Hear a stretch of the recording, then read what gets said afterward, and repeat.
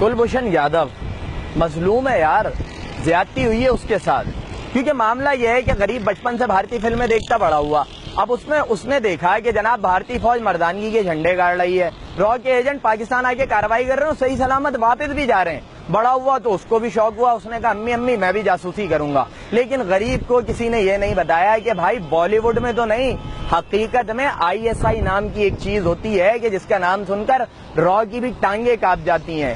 مگر وہ بیچارہ پاکستان کو حلوہ سمجھ کر چلا آیا اور اس کے بعد گرفتار کر لیا گیا. اس نے بہت ساری باتیں اگلی اور کہا کہ مجھے کراچی اور بلوچستان کو علیحدہ کرنے کا ٹاسک دیا گیا تھا. البتہ جب یہ صاحب گرفتار کیے گئے تو بھارت کی جانب سے کہا گیا نہیں بھائی، بندہ ہمارا نہیں ہے، نہ یہ ہمارا شہری ہے، تو پاکستان کوئی ڈرامہ کر رہا ہے ہمارے خلاف. بہرحال پاکستان نے اس پہ کارروائی کی اور ان صاحب کو سزائے موت کا سزا سنا دی گئی. اس کے بعد جب یہ فیصلہ پاکستان کی جانب سے آیا تو فوراً بھارت کو یاد آ گیا کہ نہیں بندہ بھی ہمارا ہے، شہری بھی ہمارا ہے. اور میرا خیال ہے کہ ڈھونڈنے میں شاید ٹائم لگ گیا ہوگا، 1.5 ارب کی آبادی ہے، ان کا تو صابن تک سلو ہے، تو یہ خود تو اور زیادہ سلو ہوں گے. بہرحال اس کے بعد پاکستان کو دھمکیاں دی جانے لگی کہ سنگین نتائج بھگتنے پڑیں گے اور ہم کسی بھی حد تک جائیں گے. تو یہاں پر 2 باتیں ہیں. پہلی بات تو یہ ہے کہ بھائی پاکستان جس کو پھانسی دے رہا ہے وہ کون ہے؟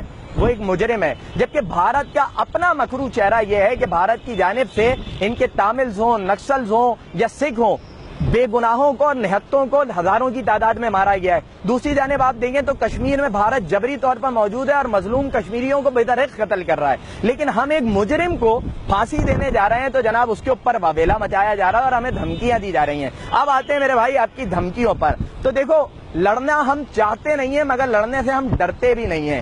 اور معاملہ یہ ہے کہ آپ کی دھمکیوں سے بھلا ہم خاک ڈریں گے کہ ہمارا ایک بیچارہ جنگلی کبوتر غلطی سے آپ کی سرحد میں چلا جائے تو آپ کو اپنی فضائیہ بھیجنی پڑ جاتی ہے. آپ اپنے ملک میں فینٹم فلم بناتے ہیں تو آپ کے ہیرو اور ڈائریکٹر صاحب کو اپنے ہی ملک میں سیکیورٹی مانگنی پڑ جاتی ہے.